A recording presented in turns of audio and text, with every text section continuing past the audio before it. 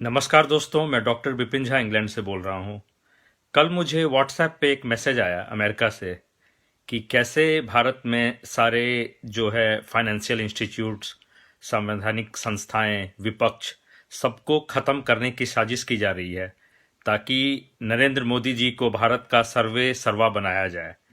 तो मुझे एक बात याद आ गई कि 2012-13 में जब मोदी जी को प्रधानमंत्री जो है कैंडिडेट बीजेपी ने बनाया था, तो वो क्यों बनाया था।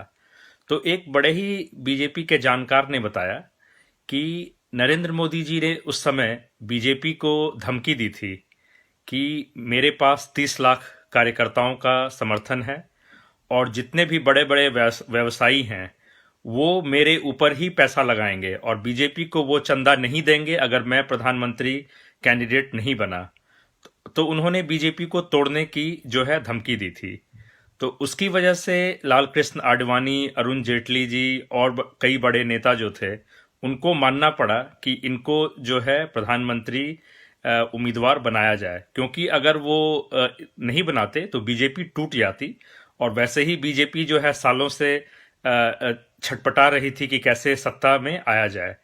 तो वो अन्ना आंदोलन जो एक प्रायोजित था कि कांग्रेस सरकार को बदनाम करने की, उसके बाद जो है जो व्यवसायी जो घराना थे वो मोदी जी के ऊपर इसलिए पैसा लगाना चाहते थे क्योंकि उन्हें पता था कि इनके माध्यम से फिर हम अपना मकसद पूरा कर सकते हैं।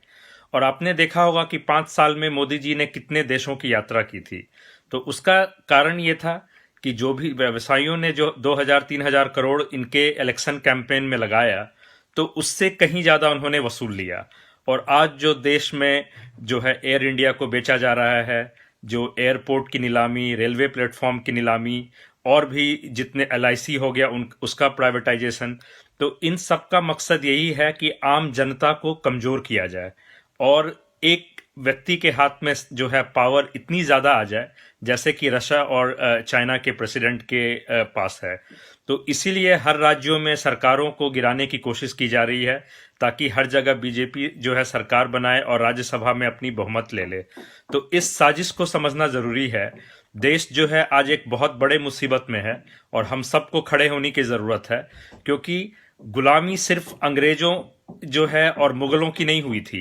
गुलामी कभी भी होती है जब आपकी आजादी छीन ली जाती है, और आज वही प्रयास चल रहा है, आपकी आजादी को छीनी जा रही है। तो आप जो है खड़े होइए। जो मजदूर थे, जो 4 करोड़ लोग पैदल चल पड़े थे, उनको इतना भी मतलब हिम्मत नहीं हुआ कि वो जाके अपने राज्य या जिला प्रशासन के पास जाके बोलते कि हमें घर पहुंचाओ। तो वो चुपचाप से जो है वो सह लिए। और ये जान लीजिए कि जो गुलाम होता है वो हमेशा जो सफर करता है वो कमजोर तबका करता है। जो जो संपन्न लोग होता है, वो चाहे अंग्रेज थे चाहे मुगल, वो ना कभी गुलाम हुए थे ना आगे कभी गुलाम होंगे।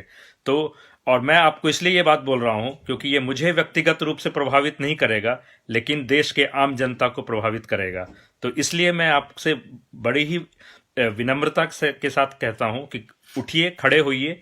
इन मीडिया और ये जो बीजेपी आईटी सेल और ये जो पाले हुए भक्त हैं जो सोशल मीडिया पे गाली गलौज करते हैं, सबके खिलाफ जो है खड़े होइए और इन सबको सबक सिखाना है। इन सबको सत्ता से दूर जो है हमें भेजना है।